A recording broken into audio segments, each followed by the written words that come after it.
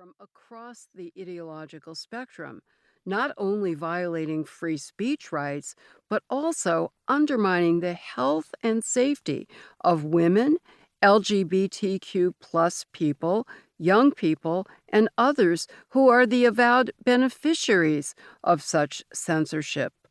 Alas, Wendy Kamener's prediction that defending pornography will always be timely has proven prescient. In this new preface, I will flag its major themes and trace their resonance throughout the 3 decades since I wrote it, noting some of the multifarious, ideologically diverse attacks on sexual expression that have prevailed when each reissue went to press: 1994, 1999, and 2023. Defending Pornography, 1995. I wrote Defending Pornography to present the feminist case against the then widespread view, originated by writer Andrea Dworkin and law professor Catherine McKinnon, that pornography, which they defined as sexual expression that is subordinating to women, should be suppressed because it causes discrimination and violence against women. In contrast with this strain of so-called radical feminism, anti-censorship feminists espoused classical liberal values of free speech and equality. We maintained that censoring sexual expression, no matter how well intended, would do more harm than good for women's rights and safety. As Defending Pornography explained, the term radical is inaccurate, since the pro-censorship feminist views were conservative in key respects, even reactionary. Accordingly, I will continue to put the term in quotation marks.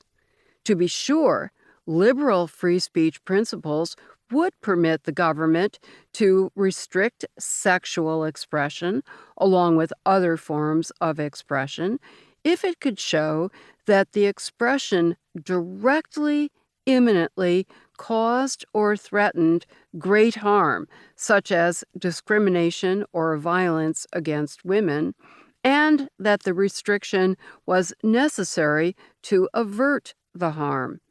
Despite substantial analysis of any potential causal connection between sexual expression and harm by relevant experts, however, the evidence fails to show any such causal link.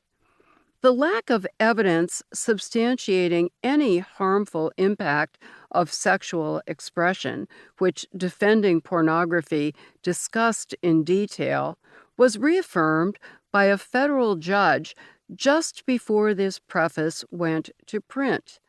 On August 31, 2023, U.S. District Judge David Allen Ezra issued a preliminary injunction against a Texas law requiring age verification to access sexual expression content online.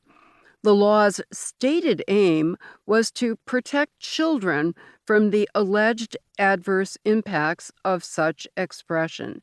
The judge ruled that the law violates the First Amendment.